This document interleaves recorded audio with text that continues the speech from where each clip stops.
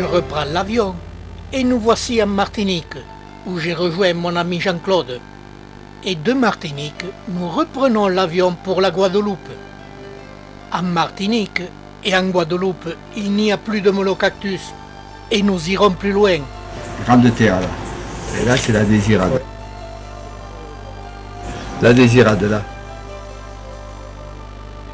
C'est sur cette île de la Désirade qu'il y a des molocactus. Mais pour se rendre sur cette île, il nous faudra un véhicule pour aller de l'aéroport de Pointe-à-Pitre au port de Saint-François. Puis nous emprunterons les bateaux qui chaque jour font les navettes d'une île à l'autre. 1 heure de bateau et nous serons sur l'île de la Désirade. Là, sur cette île, il y a 2 sites où prospèrent les molocactus. Sur le premier site, les molocactus sont sur les pentes, sur les crêtes du sommet de l'île. Sur ce site, les molocactus sont en grand nombre. Là, ils ne sont pas en perdition, ils sont très nombreux. Par leur allure, leur forme, leur taille, ce sont des molocactus classiques de l'espèce. Ce n'est pas la même situation pour le deuxième site à l'extrémité de l'île. Pour nous y rendre, nous emprunterons de vélos. Cela nous permet de nous arrêter très souvent et n'importe où pour prospecter les environs. Les molocactus sont presque toujours aux abords des plages, sur les zones rocheuses. D'après de nombreux documents, à la pointe de l'île, tout autour du phare, il y a de nombreux molocactus. Des images nous en montrent aussi tout autour de la léproserie. Nous avons cherché aux environs de ces 2 bâtiments. Nous n'avons trouvé aucun jeune sujet et encore moins des sujets adultes. Et c'est bien plus loin que nous avons fini par découvrir quelques molocactus cachés dans les broussailles. Ils étaient là, peu nombreux, mais en bonne santé. Un autre constat que nous faisons, la plupart des plantes n'avaient des céphalions que de quelques années. Cette espèce a le céphalion qui se développe rapidement pour atteindre près d'1 mètre. Où sont-ils passés les vieux sujets?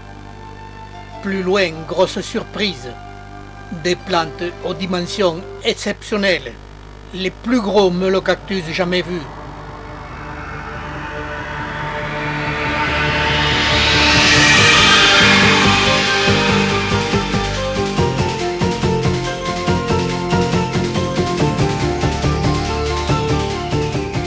Hauteur de la plante, 79 cm.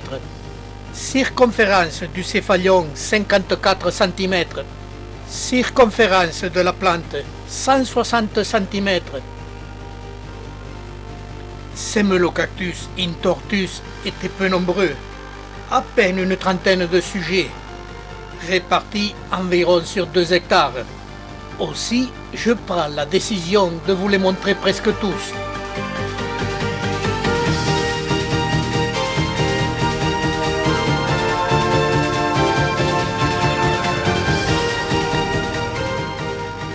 Ils sont éloignés les uns des autres d'une vingtaine de mètres.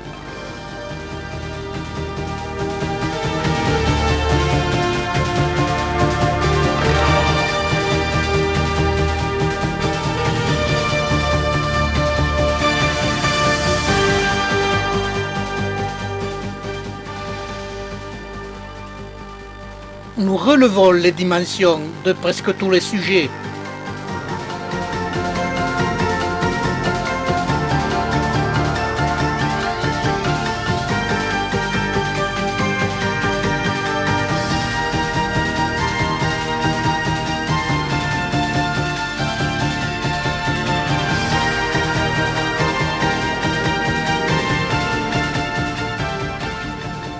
Avec Jean-Claude, nous sommes impressionnés par les dimensions de ces plantes.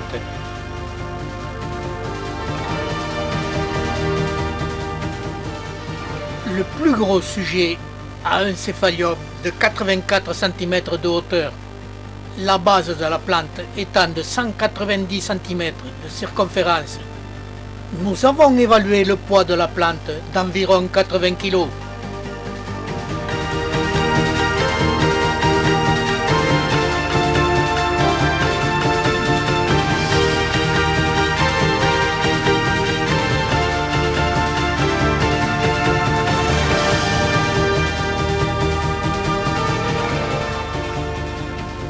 Les céphalions de cette espèce se développent très rapidement, d'environ 7 à 8 cm par an. Nous avons récolté quelques fruits, nous sèmerons ces graines et nous verrons les résultats si nous pouvons atteindre de telles dimensions. Mais cela, dans combien d'années? Sur ce site, il y a peu de sujets aux moyennes dimensions. Mais un début de cristation sur un sujet aux dimensions plus modestes.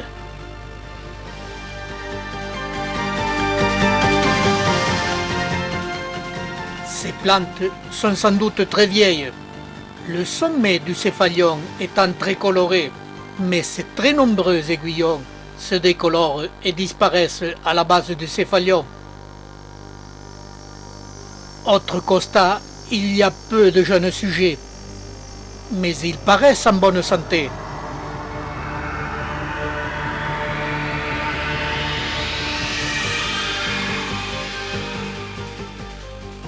Les jeunes sujets et les plantes moyennes devraient être bien plus nombreuses.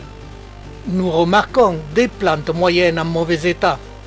Puis plus loin, des plantes sont mortes et il ne reste que le céphalion qui met lui bien plus longtemps pour se désintégrer. Nous remarquons aussi quelques plantes en mauvais état par de vilaines blessures et d'autres plantes qui semblent atteintes par une maladie. Comme les sujets morts et les sujets malades sont peu nombreux, cela ne nous cause pas trop de soucis. Seules quelques blessures provoquées par des animaux sauvages qui semblent adorer ces plantes comme nourriture.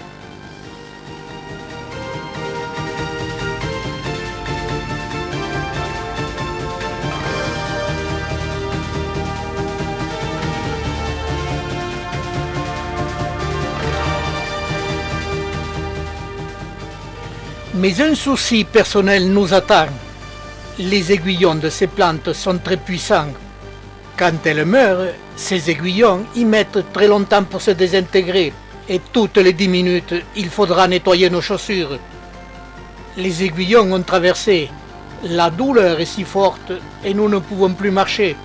Occupés par ce travail, impressionnés par la dimension des plantes, compte tenu de peu de plantes en mauvais état, nous avons trouvé ce site, certes avec peu de sujets, mais très correct. Sur la plupart des îles des Caraïbes, on peut admirer parfois des aloe vera, que nous venons de voir, des Opuntia triacantha,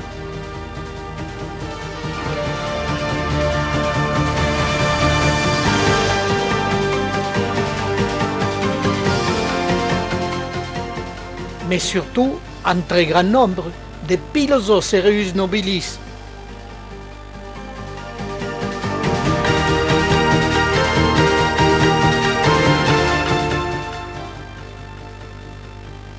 Sur ce site, tout nous a paru normal. Sur notre chemin de retour, nous avons été à la pharmacie de l'île de la Désirade pour de plus amples informations. Les pharmaciennes catastrophées nous indiquent que les Molocactus intortus sont en train de disparaître, atteints d'une maladie inconnue.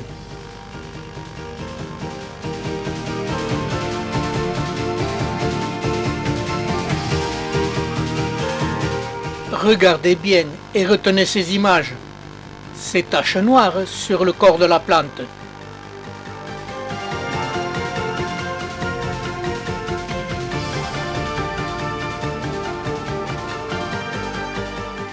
Et la désintégration de certains céphalions.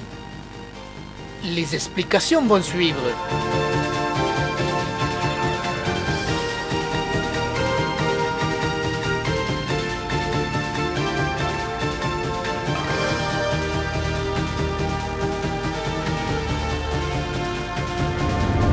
Et c'est le retour en bateau vers la Guadeloupe.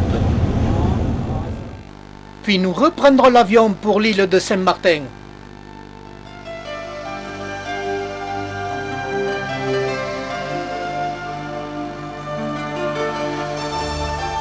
En survolant un grand nombre d'îles et d'îlots sur lesquels il doit y avoir des Molocactus.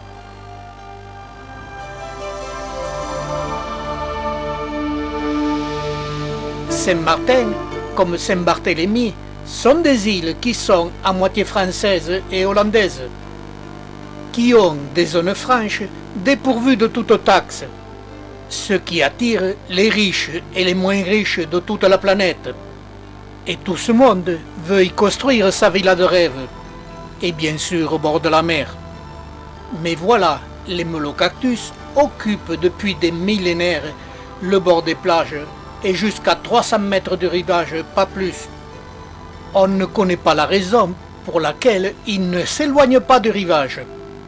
Leur faut-il les embruns salés pour bien prospérer? Dans ces conditions, ils sont en concurrence avec l'homme, qui a horreur de se faire perforer la plante des pieds. Ces images nous montrent qu'il y a incompatibilité entre les baigneurs et les melocactus. Et nous comprenons que les melocactus ne gagneront pas la bataille. Je ne leur jette pas la pierre. Dans ma jeunesse, chez mon grand-père, on avait qu'une obsession dans les prairies à l'aide de faucilles d'enlever les ronces, qui nous griffaient les jambes et devenaient envahissantes. La ronce a une écologie rustique, elle est très difficile à détruire.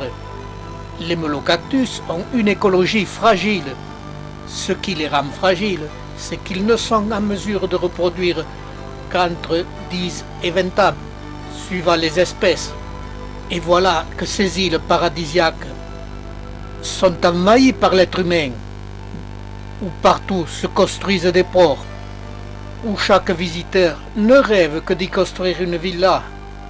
Petit à petit, tout le tour de l'île est envahi. Construction des ports et des habitations.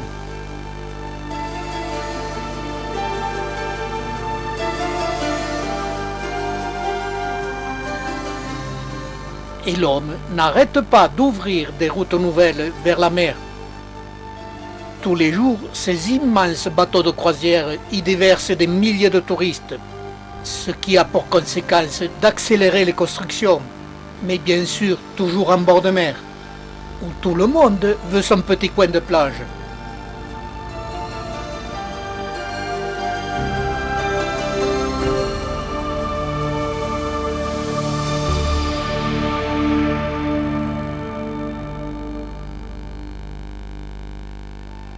Petit à petit, tous les bords de mer sont envahis. Comme les places en bord de mer se font de plus en plus rares et de plus en plus chères, nous assistons à la construction dans les collines. Et les melocactus regardent impuissants arriver tous ces envahisseurs. Sur l'île Saint-Martin, avec Jean-Claude, nous avons prospecté 5 sites à melocactus. Et chaque site